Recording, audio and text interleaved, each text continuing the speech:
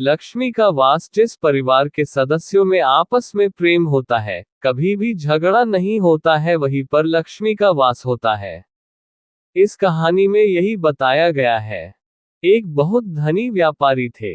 एक रात उन्होंने सपना देखा कि लक्ष्मी जी उनसे कह रही है, मैंने बहुत दिनों तक तुम्हारे यहाँ निवास किया है, अब तुम्हारा पुण्य समाप्त हो गया है।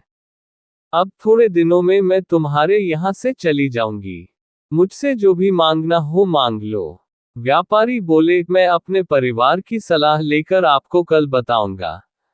व्यापारी की जब सुबह नींद खुली तो पूरे परिवार को सारी बात बताए। लक्ष्मी जी से क्या मांगा जाए उसके बारे में सबके अलग अलग विचार थे। परिवार में कोई कह रहा था कि इतनी धन दौलत मांग लूं कि पूरा जीवन आराम से बीत जाए, तो कोई कह रहा था कि जीवन भर के लिए अन्न मांग लो। किसी ने सलाह दी कि ढेरों जमीन मांग ली जाए जिसमें खेती करके हम अपना जीवन आराम से काट लेंगे। व्यापारी की छोटी बहू बहुत ज्यादा बुद्धिमान थी। वह बिना कुछ बोले चुपचाप सबकी बातें सुन रही थी। अंततः वह बोली, पिताजी, मेरे हिसाब से धन दौलत और खेती बाड़ी मांगना ठीक नहीं है, क्योंकि यह सब लक्ष्मी जी के साथ ही चला जाएगा। आखिर में ये सब तो लक्ष्मी का ही हिस्सा है। हमें इनकी बजाय परस्पर प्रेम का वरदान मांगना चाहिए।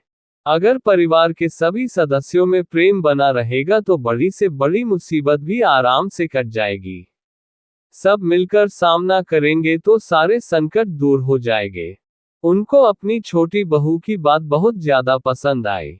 दूसरे दिन सपने में लक्ष्मी जी से उसने परिवार का प्रेम मांगा। लक्ष्मी जी बहुत प्रसन्न हुई। उन्होंने कहा, जिस परिवार के सदस्यों में आपस में प्रेम होता है, कभी भी झगड़ा नहीं होता है, वहां से मैं कभी जा ही नहीं सकती। इस तरह उनके घर में लक्ष्मी का वास हमेशा के लिए हो गया। मॉरल, हमें परस्पर प्रेमपूर्वक रहना चाहिए। जिन घरों में आपस में प्रेम नहीं होता है, उन्हें देवता भी पसंद नहीं करते।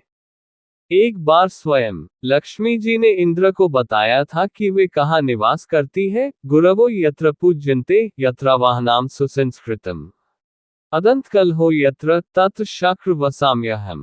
अर्थात जहाँ बड़ों और गुरुओं का सम्मान होता है, जहाँ सभ्यतापूर्वक बात की जाती है, जहाँ कलह नहीं होती है, मैं वहाँ निवास करती हूँ।